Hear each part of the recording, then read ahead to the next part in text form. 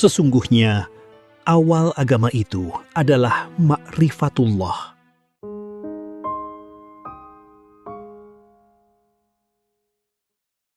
Terima kasih. Assalamualaikum warahmatullahi wabarakatuh, Pak Kiai. Waalaikumsalam. Ya, ada dua pertanyaan. Pertanyaan pertama saya nyambung dengan penjelasan Pak Kiai yang sebelumnya. Pertanyaannya adalah proses menikmati hidup itu boleh nggak dengan cara menggunakan hasil usaha dengan berlebihan, meskipun menggunakannya dengan cara di jalan yang baik gitu. Misalnya, ya dia mungkin memenuhi kebutuhan dia secara berlebihan, atau memenuhi kebutuhan dia yang selama ini tidak pernah terpenuhi, tapi setelah dia memiliki penghasilan, dia berusaha untuk menikmati hidupnya. Pertanyaan yang kedua, bagaimana cara meyakinkan diri sendiri bahwa tidak ada usaha yang mengkhianati hasil. Sementara setelah sekian banyak usaha yang dia lakukan, tapi hasil itu tak kunjung juga dia terima. Apakah usahanya yang salah atau goalnya yang salah? Terima kasih. Assalamualaikum warahmatullahi wabarakatuh. Ya. Pak Afkar, silakan dirumuskan pertanyaannya. Yang pertama, apakah boleh kita menikmati hasil usaha kita dengan cara berlebihan? Itu yang pertama. Kemudian yang kedua, bahwa ada sebuah statement, usaha tidak akan mengkhianati hasil, begitu. Usaha tidak akan mengkhianati hasil, begitu. Jadi sebesar usaha yang kita usahakan, maka hasilnya pun akan seperti apa yang kita usahakan, begitu. Itu yang kedua. Ulangi lagi yang kedua.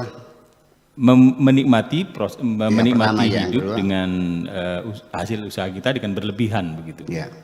Itu yang pertama. Ya, yang kedua. Yang kedua, disimpulkan bahwa usaha itu tidak akan mengkhianati hasil. Oh iya. Ya, begitu. Iya. Baik, tidak ada larangan untuk memanfaatkan, menikmati kekayaan yang kita miliki. Yang dilarang itu adalah al-israf.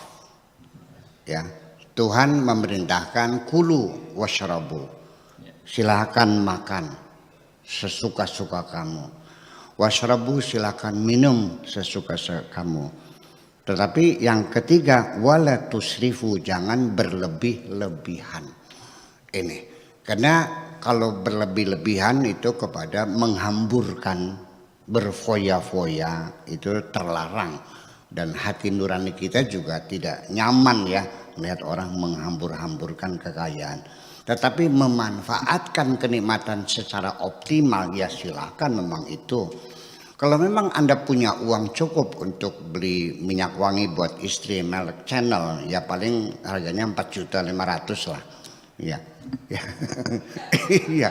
Jangan minyak deodoran ya. Ya ada uangnya ya silakan dinikmati. Anda nikmati keharuman minyak wangi Channel itu sendiri. Uang ada untuk beli mobil BMW seri 7, silakan nikmati Anda. Ya kan? Ada lagi, ada Mercedes S 600 ya. Ya silakan Anda nikmat, kalau uang ada, kenapa untuk kapan? Ya. Secara berimbang. Tetapi juga tetangga Anda yang miskin Anda perhatikan dong, anak-anak yatim yang terlantar. Sisakan uang bagian dari Anda itu Anda bagikan kepada anak-anak yatim itu bisa sekolah. Orang-orang jompo yang rumahnya roboh kita bantu. Anda silakan menikmatinya, why not? Tapi jangan berhamburan. Main cewek sekali eksekusi 120 juta di hotel. Nah itu berhamburan namanya. Iya dong. Iya. Jadi artinya kulu washrabu wala tusrifu, silakan memanfaatkan nikmat ini tapi jangan berlebih-lebihan. Karena apa saja yang berlebih-lebihan itu selalu tidak baik. Yang penting bukan berlebihan tapi optimal lah. Kalau benar melebihi gitu. Nah, tidak ada batasan apa namanya. Karena kemubaziran itu artinya kita menghamburkan harta kita yang tidak ada manfaatnya. Saya ingin sedikit mendetail ya. Ya berhamburan dari hal yang paling kecil. Masa menggoreng tempe 2 potong saja, minyak gorengnya setengah botol. Betul nggak? Itu kan menghamburkan minyak goreng. Atau kita masak air di kompor, ditinggal pergi. sampai kamu tuh menyala 1 jam lamanya sampai mendidih airnya. Itu kan kita buang-buang gas, itu kan dapat beli. Mubazir. Itu kita perhatikan. Kita juga habis buang hajat kamar mandi. Ya tolong matikan lampunya, jangan dibiarkan menyala. Itu kan kilometernya muter, kan mesti dibayar. Semuanya itu.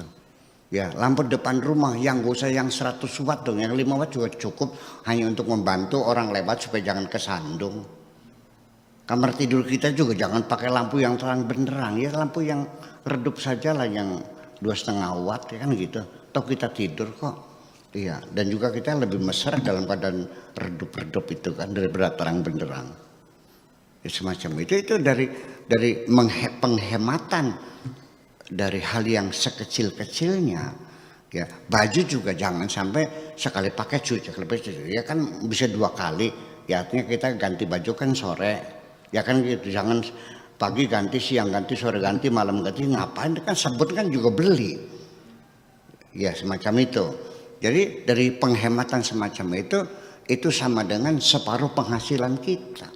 Kalau kita hitung semuanya ternyata dihitung 1 persatu itu hampir 1,5 juta yang kita hamburkan itu termacam itu. Tetapi untuk ketika itu memang kita nikmati betul-betul, makanan itu kita makan, baju itu kita pakai, kendaraan kita manfaatkan untuk bersilaturahmi dengan teman-teman, untuk pergi ke kantor, ya why not? Mengapa tidak boleh? Itu yang tidak boleh adalah berlebih-lebihan dan tetapi semacam itu pun standarnya apa? Hati nurani kita sendirilah. Jangan sampai kita mubazir. Nah, ancamannya apa? Secara agama, innal mubadzirina kanu ikhwana syayatin. Orang-orang mubazir itu adalah disebut teman-temannya setan. Ya, seperti apa? Artinya tercela kan, artinya mubazir itu menghambur-hamburkan kekayaan semacam itu.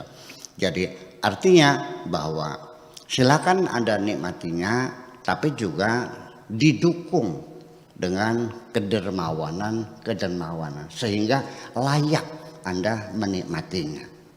Kalau Anda kaya, mobilnya S500 atau BMW seri 7 atau mobilnya itu Lamborghini, ya, Ferrari, rumahnya megah seharga 50 miliar, makanannya dari hotel ke hotel, tapi Anda tidak punya kepedulian sosial Anda kepada sekitar. Itu juga perlu catatan penting. Ketika Anda bermewah-mewah dengan diri Anda, sekitar Anda juga harus menikmatinya. Kalau tidak, akan menjadi dendam sosial. Percaya atau tidak?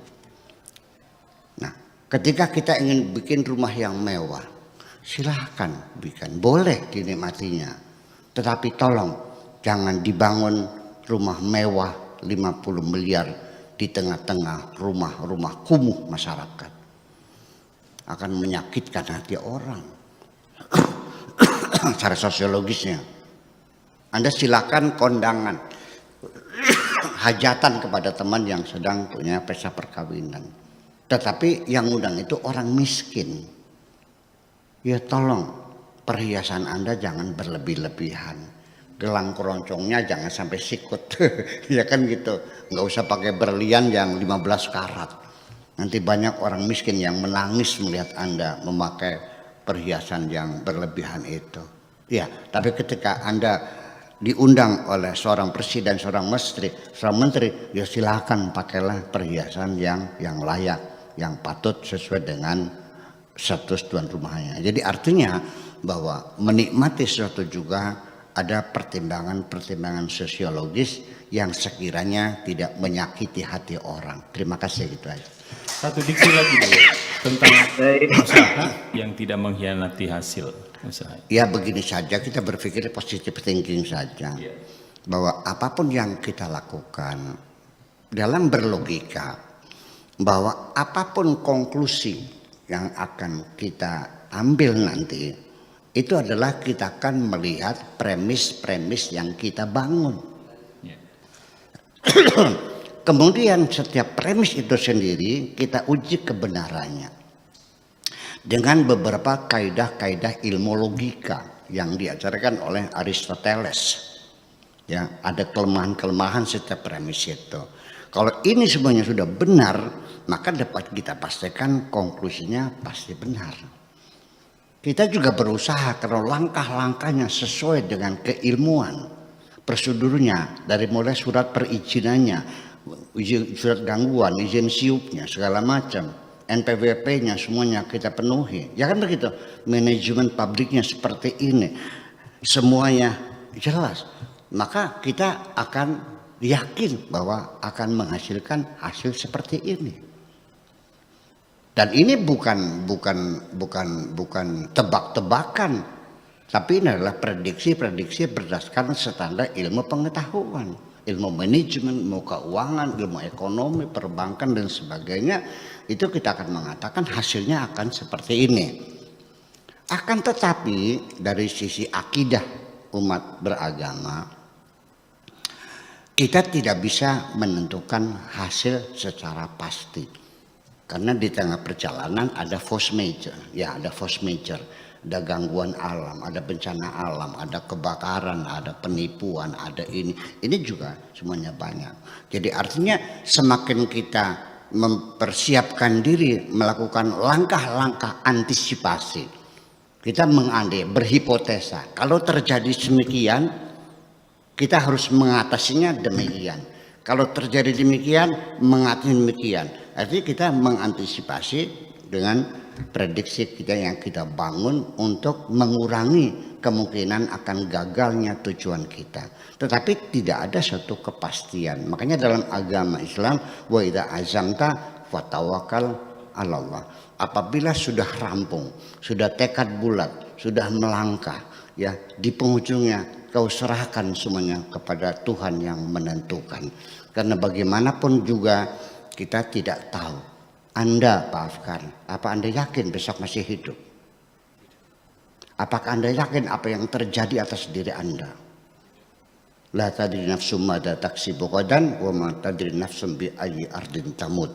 Tidak ada seorang pun yang tahu apa yang akan dilakukan besok, dan tidak ada yang tahu di mana engkau akan mati. Semuanya Allah menentukan. Kalau kita tanya mati, hasilnya apa? Ya, selesai.